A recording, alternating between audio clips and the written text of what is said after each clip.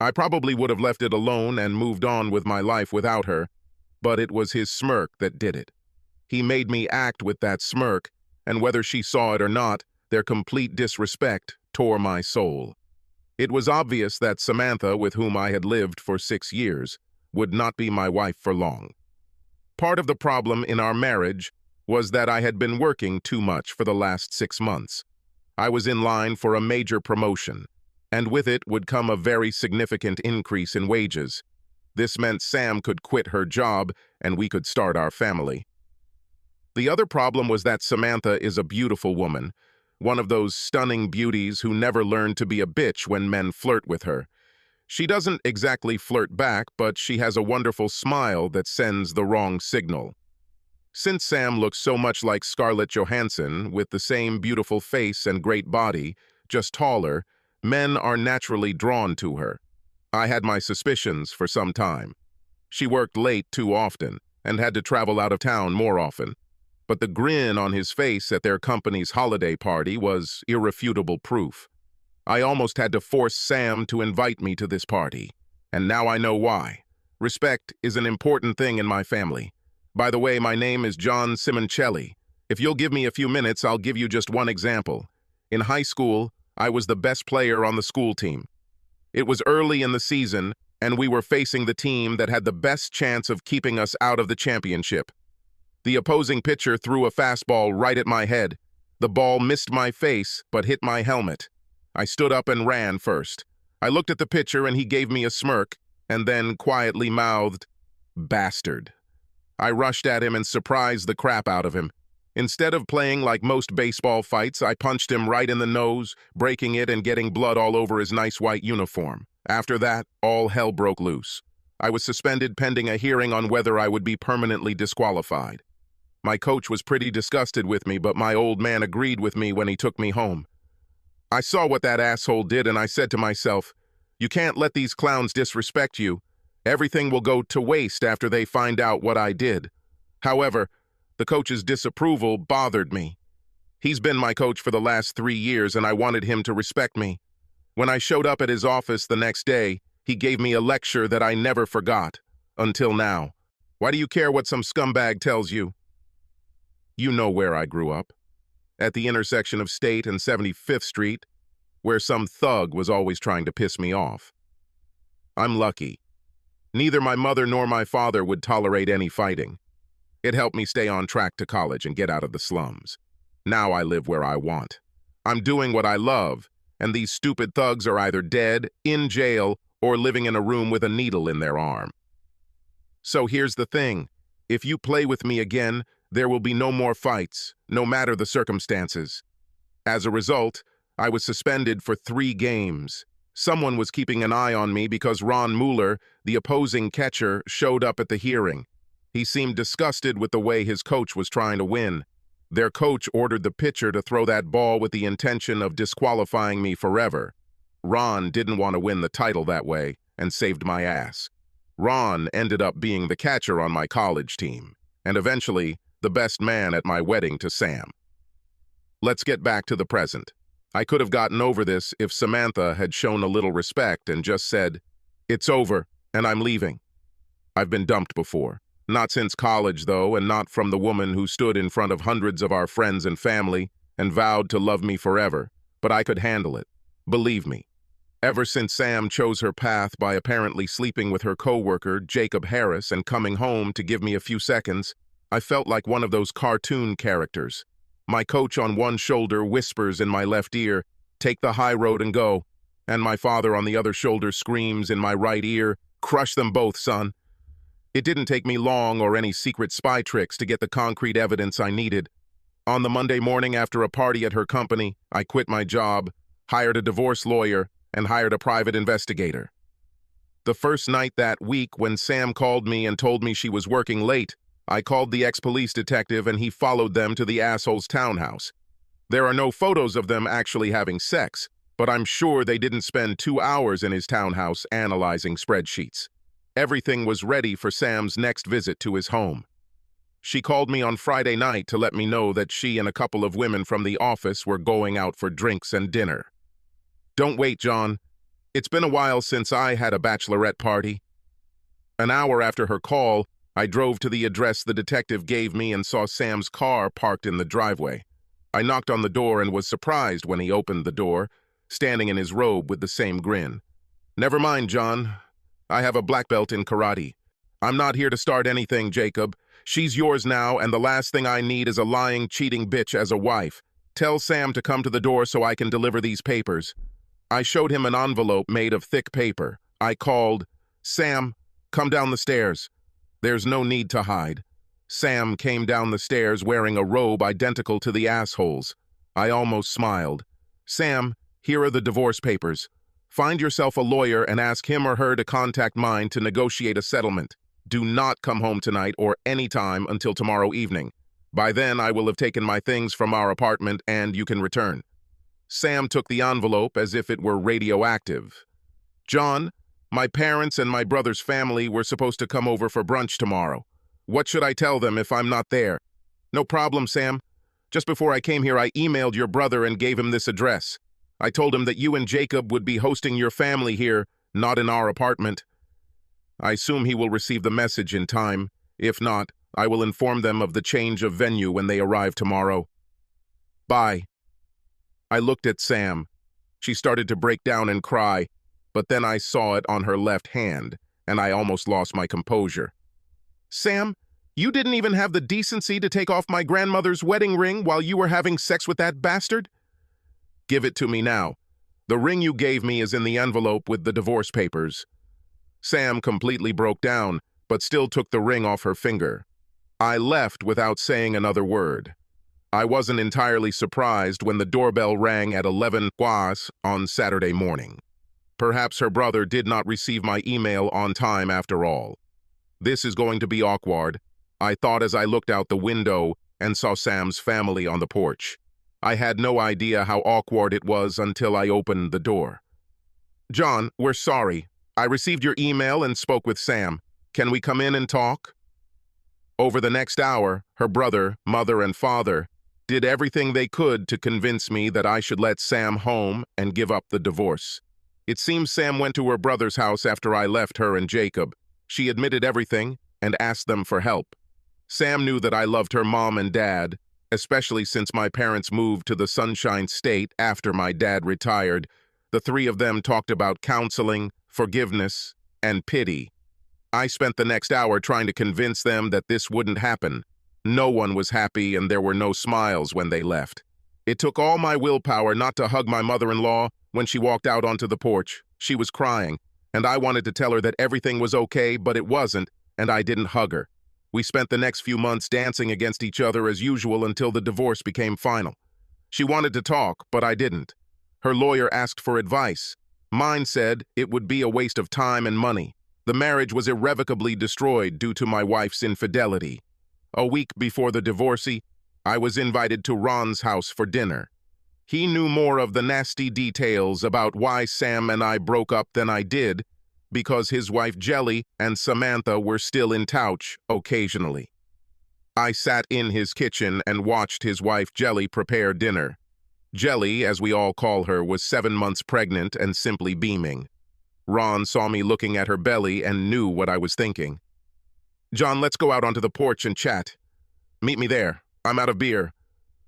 I headed to the refrigerator and hugged Jelly around the waist along the way. "He adores you, Jelly. Never cheat on him." "Why would I do this, John? I love this man and we will soon have a little boy. I am not crazy." That's what I would have said about Samantha a year ago.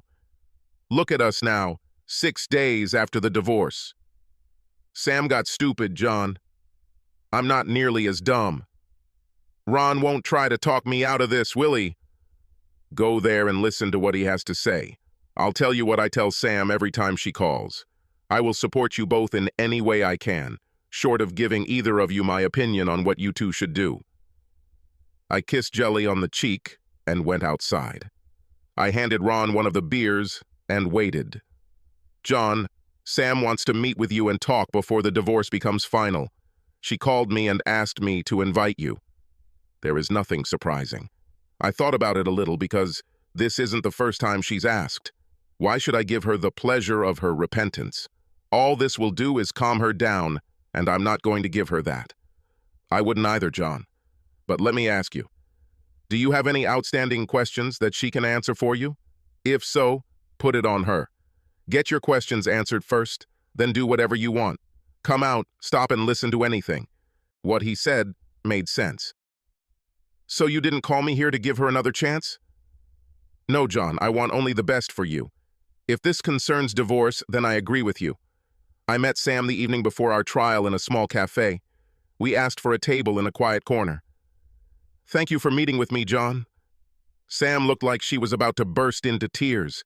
It took all my willpower not to think about her little hands. I didn't give her the opportunity to start a discussion. Sam, I know you have something to tell me, but first I have a couple of questions. The waiter chose this moment to take our drink orders and start talking about the chef's specialties. I interrupted him as politely as I could, ordered a bottle of wine and a chef's salad for two, and asked the waiter to please leave us alone as much as possible. He understood. Sam, my first question is why? I thought we had something special. We were special, John, but the reasons for my actions are all old cliches. We were together and exclusive for 7 years. I was seduced by a cute guy at work who complimented me on everything. You spent more and more time thinking about work or being at work. Not fair, Sam. You know I spent hours just to get promoted. You wanted to be a stay-at-home mom, and I tried to make it possible. I know that, John. I knew it then. But at the time, I was a selfish bitch and I wanted it all. Right now, I can't believe I screwed up so bad. We were less than a year away from having our children. I even had names. Tears flowed from her eyes, and I still resisted, not holding her hands. Fine. I promised myself I wouldn't ask, but I had to know. Was he that much better in bed than me? Sam surprised me. She started laughing through her tears. No, no, no. He was no match for making love. I never had to pretend with you. I shouldn't tell you this. It might only make you angrier, but the only times he filled me up were the couple of times he had dirty sex with me. He asked me so many times that I started to think he might be gay, but in fact, it was only because that was when some friction arose between us and our relationship. I'm sorry. I know I never let you do this to me, and now I'm admitting that I did it to him. Don't worry, it was never my hobby. Well, that's good, John, because your manhood has no place in a woman's ass. Sam didn't notice the waiter coming up behind her when she said this, and as he set down the wine, he took a moment to look at my lap and smiled as he walked away. Sam turned beet red, and we laughed together for the first time in 6 months. We finished with salads and wine. Sam spent time trying to get me to accept her apology, but I didn't give up. I told her I could someday, but that it was too rough. Too soon.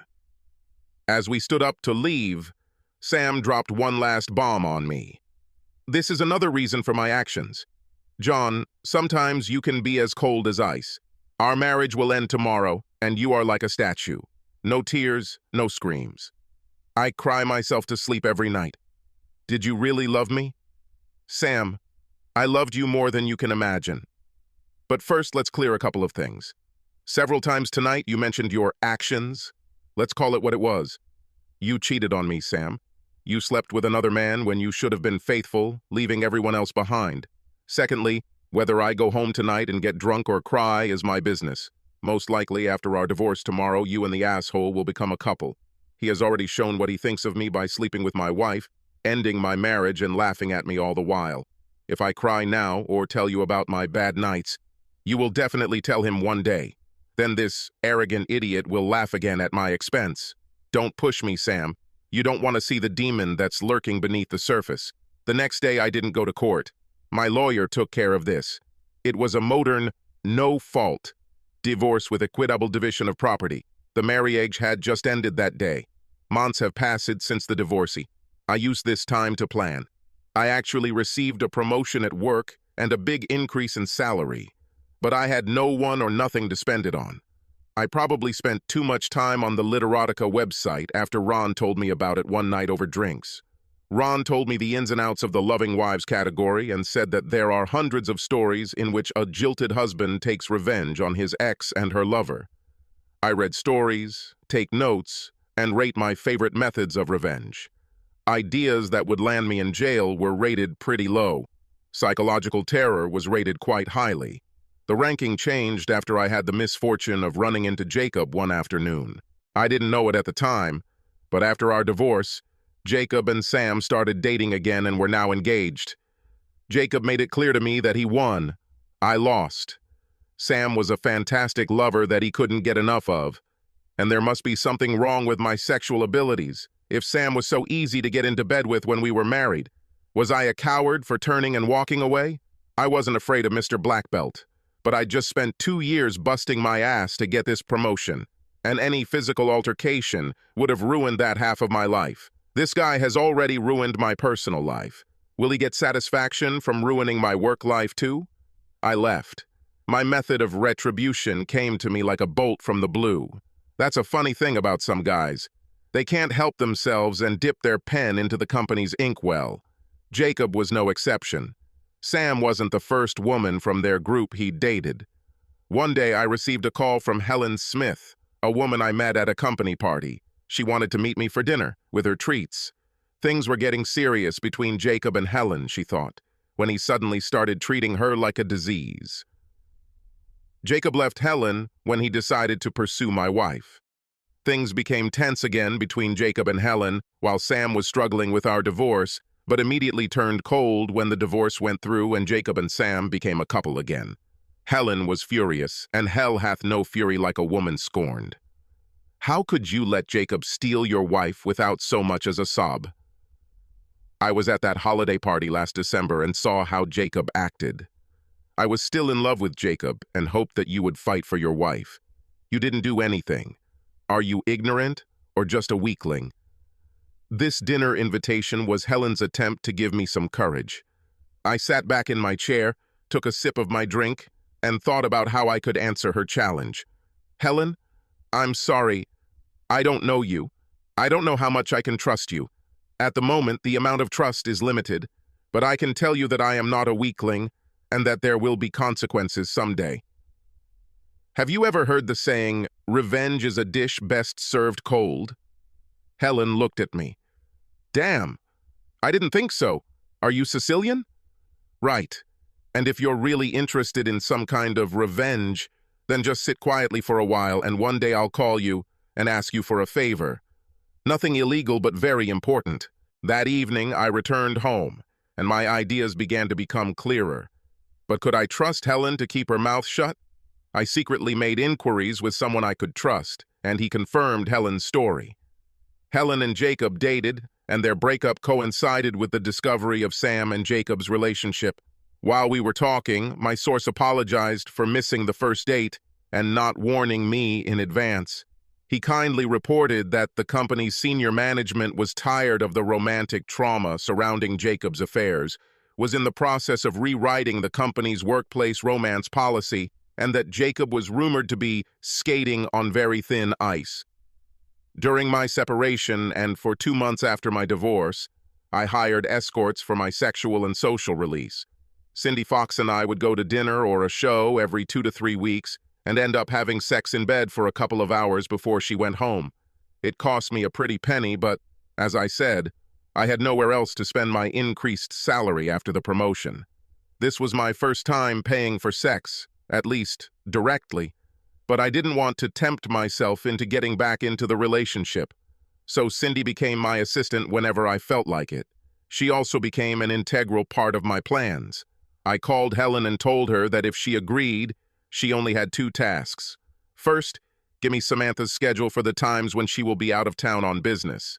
Secondly, at the right time, approach Jacob and ask him to meet her in a public place to get this over with. Helen called me the next day. Sam had to leave town in 2 weeks for 3 days and nights. Helen contacted Jacob and agreed to meet him on the first night of Sam's trip at the bar, just for a drink and a chat. But I'm sure Jacob thought he might be meeting Helen for the last time. Cindy laughed when I explained the first part of my plan, but I really shocked her when I explained the second part. Cindy, have any of the women who do what you do ever contracted a social illness? I'm not talking about deadly things like AIDS. I'm talking about treatable things like gonorrhea. Of course this happens, but rarely. Most girls insist on condoms. I know a couple who have sex without a condom, but they try to be discreet and charge double for the privilege. There were a couple of these girls who had to undergo treatment. Do me a favor, please? Let me know when one of the girls has something to add. I'll pay her for bareback sex, and I'll pay you the same as for the search. You're kidding, right? Do you want to give this guy anything? Nothing fatal, just something to ruin his wedding night. Everything was ready for the first part. Cindy told me the details later that evening. She was sitting at the bar, sipping a cocktail, when Jacob walked in and sat down next to her.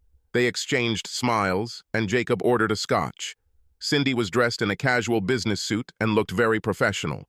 Almost immediately, Jacob's cell phone rang. Of course, Helen, I understand. I hope your mom gets better. Jacob hung up and immediately turned to Cindy. Hi, I just got dumped because my girlfriend's mom got sick. Can I buy you some more? Cindy smiled widely at Jacob. Of course I can handle 2, but don't try to get me drunk. I was on the road for 2 weeks, and during these 2 weeks I did not see my husband. The girl starts to get excited. Cindy flashed the engagement ring that I bought at the pawn shop for the occasion. It was like waving a red cape at a bull. Jacob took the bait. My name is Jacob. Nice to meet you. Anne. They drank and chatted a bit for half an hour. Cindy was actually on her 3rd drink and was trying her best to appear a little tipsy. Before she finished the 3rd, Jacob tried his best to seduce her. Light touches on her arm and leg, charming conversation with just enough sexual innuendo to try to warm her up. Cindy told me it was hard not to laugh at all the work he put into it, considering she was getting paid. Finally, she got tired of seducing. She finished her cocktail and invited him to come up to her room. Jacob and Cindy had sex in her room twice. Of course, Jacob didn't know that the entire event was being photographed. Cindy kicked him out, saying she needed to come to her senses and get some sleep, but not before she got his cell number. Then she and I looked at the photos on my laptop. I promised that all photographs in which she could be identified would be erased before the camera or memory card left the room. Even after deleting half the photos, we still had dozens of Jacob having sex with this stranger. There was still a month left before the wedding, and I hoped that we would be lucky before the end of the month. 2 weeks later, Cindy called me with the news. One of the girls has gonorrhea. I only found out about this because she asked me and another girl to cover for her while she took her medicine. Did you tell her about my request? Briefly. She's willing to talk, but keep in mind that she's a professional and will probably charge you double because she thinks you'll have a hard time finding a replacement. What about your bet? Does it change? No, I guess we made a deal and you always take good care of me. And it's true because I always left her an extra tip. So Cindy and I met with this young lady and worked out the details for part 2. It will cost me a few thousand, but it's worth it. Cindy calls Jacob the next day. Hello, Jacob, darling. This is Anne from the Hyatt Hotel. Remember me? How could I forget? Are you in the city? Yes, I wondered if you were ready for extraordinary sex. That will change your life? Quite self-confident. We had a lot of fun that evening, but what are you willing to do to make it extraordinary sex? I'm here at the Hyatt Hotel with a colleague. She's wild, and after what I told her, she thought you could handle both of us this evening. Can you handle it? Of course, Jacob's self-esteem led him to believe that 2 women wanted to have extraordinary sex with him. I just need to make a quick call and I'll be in the lobby. Not in the hall. Just go up to room 449. We'll be here. Bring some of the capitals, chilled. When Jacob arrived in room 449, our mystery girl was there, but Cindy was not. Where is Anne? He asked. Anne received a call from home. Her son fell ill, and she returned to her room, introducing her husband to the daily routine. She said this was his first time dealing with a sick child. But you and I can start. And they did it. Cindy never showed up, but our mystery girl did her best to make Jacob forget about the threesome. After he left at 10, she met us at a local cafe and collected the balance I owed her. I admit I felt like crap doing that to the guy, but he's such an ass that by the time he left, I had almost calmed down. She took the envelope and walked out the door. Cindy looked at me and shrugged. I told you she's a professional. You paid me for the night. Do you want to come to your place and have sex with me? I wanted to, and we went. I waited a week after the wedding and finished my project. Both Sam and her company received envelopes in the mail with false return addresses. Both envelopes contained a short letter and a set of photographs. Sam's letter said, "Dear Mrs. Harris, sorry to break the bad news, but it appears that your husband and my wife were dating while she was in your city. A private investigator hired to obtain evidence provided me with these photographs. I've only included the ones that show his face, so you have no doubt it's him. I wasn't going to tell you, except that I just got a message from my doctor that she gave me a social disease. You may want to get tested. He signed up, the future ex-husband of your husband's slut." The letter to the CEO stated, "Dear sir, just thought you should know what kind of person works at your company. According to my wife, he picked her up at a bar, got her drunk, and infected her with a social disease. I don't know if this letter will reach you or if you care, but I would keep an eye on this bastard. He seems to have no morals."